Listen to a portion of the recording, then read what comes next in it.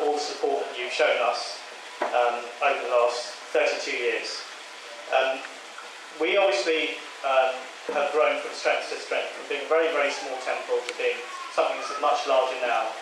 And as I mentioned 2 days ago, we had about 6,500 people that came to our prayer festival, which was just a couple of days ago. This is actually the last part of our summer festival period, and it's, for us, I suppose, one of the most important times as well, primarily because it is the last opportunity for us as a community to sit together and enjoy everything that's happened over the last 20 or more days. We're just going to talk to you for a few minutes. Normally we honour all of the volunteers that help during the festival period. And we're going to spend a few minutes just talking to you about something that's perhaps the most important thing that we've done in the last 32 years, since the opening of the temple. It's actually the rebuilding of the temple, and many of you will know that we have got plans to do that, starting hopefully with God's grace this year. As I said, it's perhaps the most important part of what we're doing and what we've been building up to, because having a kebab shem is something that we've been talking about and planning for many, many years. So this is simply the most important time, and actually the time that we can ask for your support. We don't ask for much at the temple. We don't fundraise, we don't charge for anything as far as our minimum services are concerned. We don't charge for the classes that we provide here. The temple facilities are given free to the gurus that teach here. We don't charge for any of the food that's consumed here. We don't charge for the activities that we undertake when we do. And that's really important for us, because we rely on your support, and we've always relied on your support, to go and make sure that the temple flourishes. Every single penny that comes into the temple, every single penny that you put into the main tills, goes back into projects that the temple supports, and also projects to do with the temple itself. We believe that we're pioneers. We came from a Presbyterian church that was here before, that was built in 1923, that was then dilapidated and was then converted into a nursery. And in 1981, we opened this temple. Many of you weren't here. Many of you have joined us since then, and many of you have actually joined us as a result of the awful things that have happened in our homeland. So we believe this is also a home to many people. I wanted to introduce you to my godson, Henry, who is, how old? 7. And you'll probably be wondering why he's here, but I'll explain in a second. He's going to run away now. I want to know, are the children here, are there any 8-year-olds? If you're 8, can you stand up, please? Or 7? No, none? None at all? Okay. How about 15-year-olds? I know you're 15. Okay, thank you. And any 17-year-olds that are here? They're all, I think, at the back of the Wimbledon talking, waiting for food. Oh, Sana. Sana, how old are you? 17 and 17. Okay, thanks a lot. So the reason why I've asked them their ages is because, Henry, stand up again. This is how old I was when we built the temple. Now, I started off, I was 7 years old when we started, and I was 8 by the time we finished. Sit down. This is to keep it fit. 17-year-old was the oldest person that was involved of the children in rebuilding the temple. We called ourselves the Magnificent 10. There were 10 children that were involved. And those 10 children gave up their summer holidays to do manual labouring, to do lots and lots of things like demolition work, moving bricks, mixing cement, everything. All the general labouring was done by children between 7 years old and 17. And that gives you an idea of what age groups we're talking about.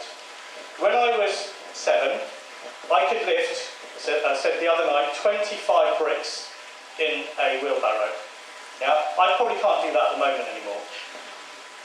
I could lift a bag of cement by myself by the end of that time when we built the temple. Most people here couldn't do that.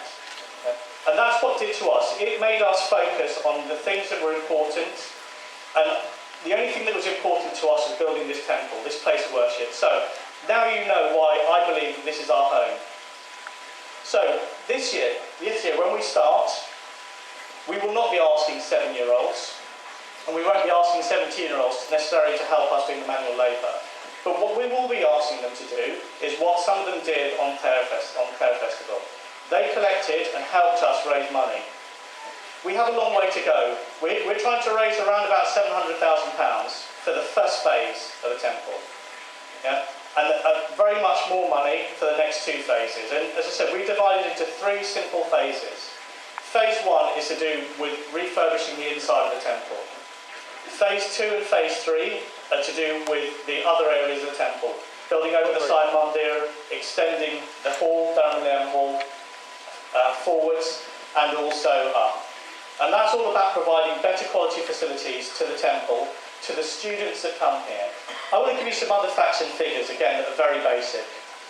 We have approximately 1,000 children that come through the door of the temple every single week for taught classes here. Our Sunday school, our Valvikas class in the Sai Mandir is attended by around about 400 children. Okay. We have approximately 2,000 people on average every week that come here to worship. That's not including the festival periods. We have over 3,500 children every single year that come from local schools, from schools both locally and nationally to learn about Hinduism.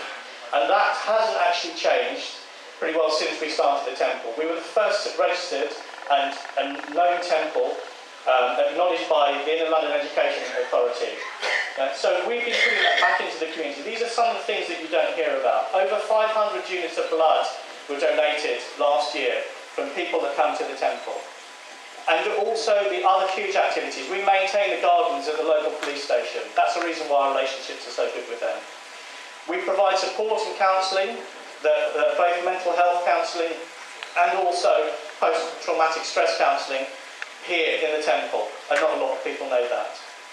So please bear with us, please support us, and we're going to tell you a little bit about the plans. I hope you can all see the screens that's here. First of all, and most importantly, the search for the right quality of person and people to build the temple started with our Sabadi. We've been searching for years for the right sort of person. Now, we're not going to build the shrines here in granite. We're going to go for concrete, and therefore the quality of the concrete work has to be absolutely superb.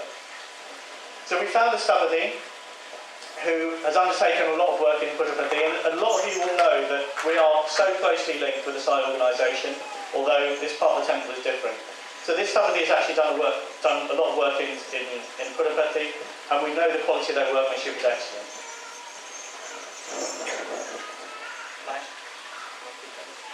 I'm just going to pass you over to Mahesh that's spent a lot of time talking to them.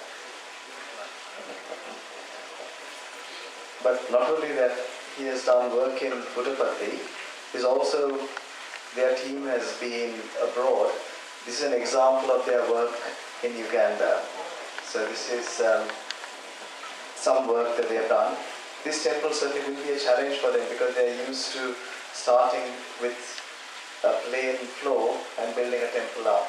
Here is going to be reshaping what is already there. Next slide. So this is some of the work that he has done there. Next slide. So that's the temple again. Next slide. So that's more of his workmanship. So the other main thing that I would like to emphasize is the temple layout. The main changes that will happen is that there will be certain structural changes to the Moolasthan, always in the same place. Some of the dimensions will change appropriately. We will lose the 2 side beams, so you can see the Moolasthan, the side roofs will disappear. So you can see the Moolasthan in all directions. One of the shrines, the Amman shrine will be there, and Amman shrine, and on the other side will be Lord Muruga's shrine. Both will be in granite, and the Navagrahas would move down over here. On the left-hand side, you get the Vasanta Mandapam in the same place, followed by Shivalingam, Gayatri and Ayyappan next to there. And at the back, there will be Dakshinamurti, and on the other side, you'll have Lord Nadaraja, and we have already Saint Manikavasaka there, but we're going to have the other three Nayanmar also in the temple. On the right-hand side, we are going to include Rama and Sita for Hanuman, and there will be Venkateshwara, Radha and Krishna, and a new deity, Dhanvantri, who is a avataram of Vishnu, Lord of Ayurveda and health. So that's going to be, those are going to be the changes that we're going to do. And all the work will be done traditionally according to the traditional South Indian style. So those are plans for the temple redevelopment.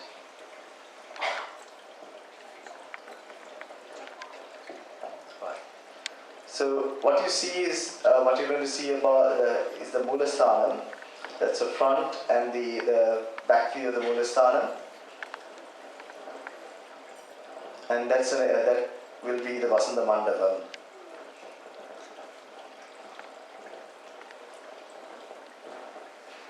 See, I have to talk about the building funding.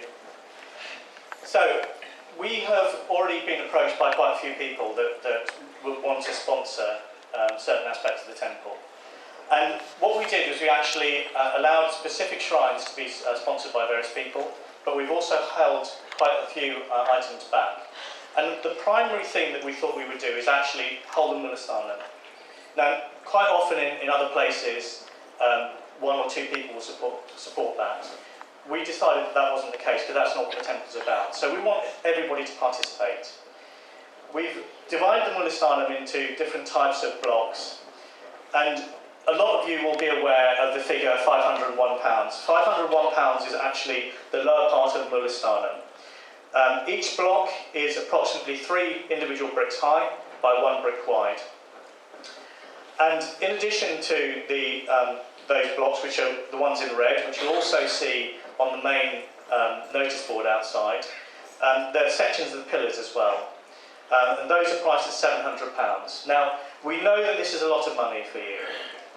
And what we're asking you to do is, if you can't afford that by yourself, please get together with your friends and family and donate as a family.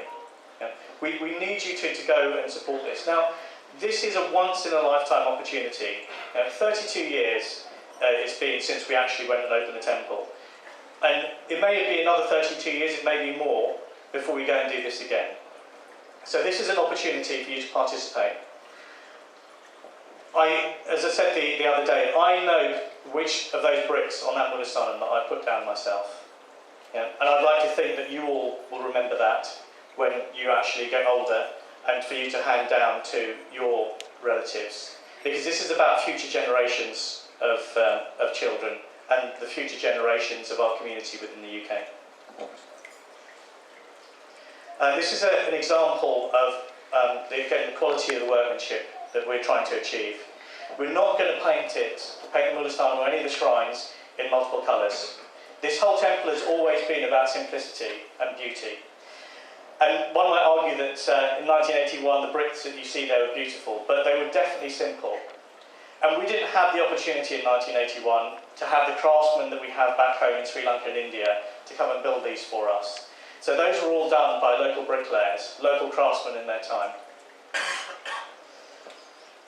Again, examples of the quality of workmanship that we need to achieve, something that's quite unique.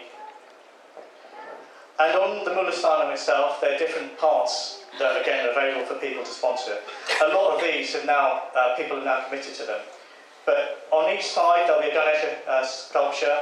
There's also the Mushikam sculptures and various other sculptures that are available for you to go and sponsor. These are obviously priced slightly more than £500. But again, please come and talk to us after about it. We've also decided to ask the local planners for permission to put a Raja Gopram on the front of the temple. Again, we talked about this with many people within the community, and also many people outside the community. And the feeling was that whilst we're in a very residential area in Wimbledon, the one undeniable fact is that we are a traditional Saivite Hindu temple. And it's only proper for us to go and show people that. We're very proud of our culture. And we're very proud of what we've achieved, although we don't broadcast it very much within the local community. But 6,500 people coming on one day showed quite a lot of strength to the local community. And actually the local council have been encouraging us to go and do this. So this is something that's going to need planning permission, which we'll be submitting very soon. And we'd encourage you to support that. It's very easy to be negative about things, and we leave that to other people. But in this instance, as a community, I would like to think that we're all going to be united. It also means that we actually go and relocate the doors coming into the temple, which are currently over here, to actually into the main part of the temple, so they line through with the Mulasthanam itself. And this is an image of what the temple currently looks like with Raja Gopram on. But this isn't where we're going to stop. What we are looking to do is go and completely change the front of the temple, because in the last 32 years we haven't had a single plan, a master plan for the temple, and this is where a lot of other organisations are different from us. What we wanted to do is make sure that we have a long-term plan and a long-term development plan for the temple, so as we can afford to add parts to it, we go and do it for one single purpose. And purposely, we went outside of our immediate community and the people that we know to give us a design that's completely different. One of the reasons for that is because the assortment of different buildings that form the temple looks messy from the outside. And it's very hard for us to go and show that we have a consistent identity and project a consistent image to the local community. So, something that's very, very modern, that is actually quite nicely designed. Very plain and simple, so it doesn't detract from the Raja Gopram on the front, and it doesn't detract from what's going on inside the temple. On the outside of the temple you can see, towards the centre, some quite large glass doors which will slide out of the way for us during festival periods. And just to the right hand side, our day-to-day entrance, which is about the same sort of size as we have at the moment. There's an image of somebody sitting on some seats on the outside, and the architects have designed shoe storage, because one of the things that they could see when they walked inside the temple was the fact that we didn't have many places to store. So they've designed some outside spaces that we can actually use during festival periods, in addition to the internal spaces.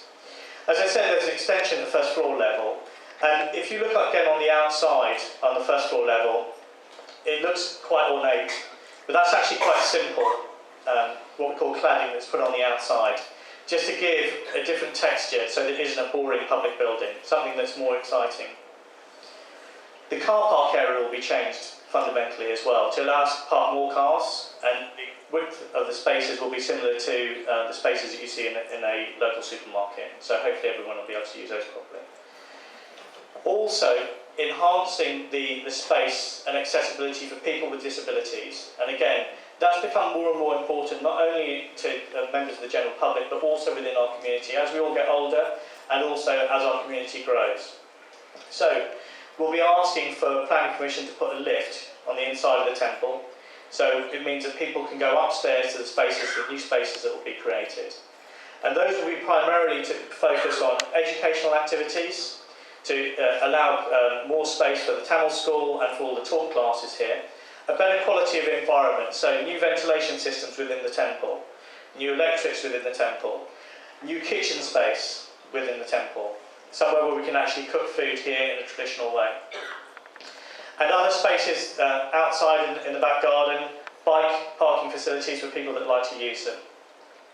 All this is about going and making sure the temple meets our future demands. This is an image of what the Dharma Lane, the main middle hall, might look like in the future, with a big light roof lights in to allow natural light to flood into the central hall, which at the moment gets very little natural light. Shoe storage on the right-hand side, and they've actually shown us some what it might look like with some seating there as well. Again, the idea is to open up the space for other uses as well. So you'll be able to hire the temple hall for activities that are related to community worship or community use. Yeah? But it won't change the core of what happens in the temple. It'll be subdividable, you can use it completely separately. And again, what we've also planned to do is allow ourselves some more flexibility. So where we have one pair of double doors at the moment, we'll have two pairs of double doors, a lot higher, a lot wider, so that particularly on festival days, we can have a larger number of people that can circulate in the spaces. Also an area where people can view what's happening inside the temple when they don't feel it's appropriate to come inside. So after somebody has passed away, or other life-changing or significant event in their life. Because actually the whole point about the temple is about having it as available to the community as possible.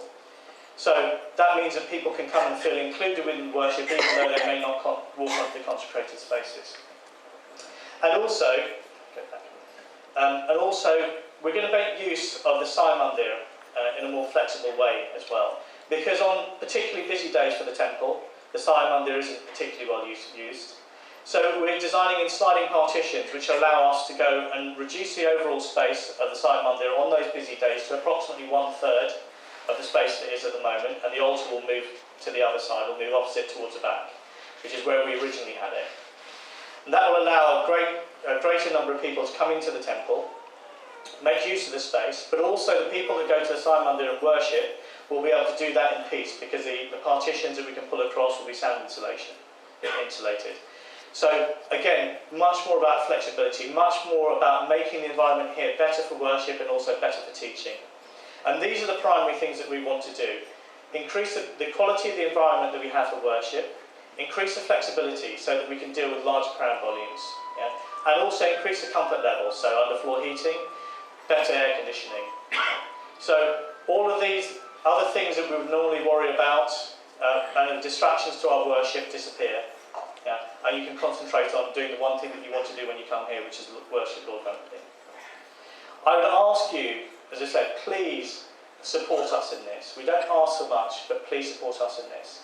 We're not the sort of people that will come and fundraise. We won't sell tickets. We never have in the temple. Yeah? The only thing that we're asking you to do is help us by supporting us financially.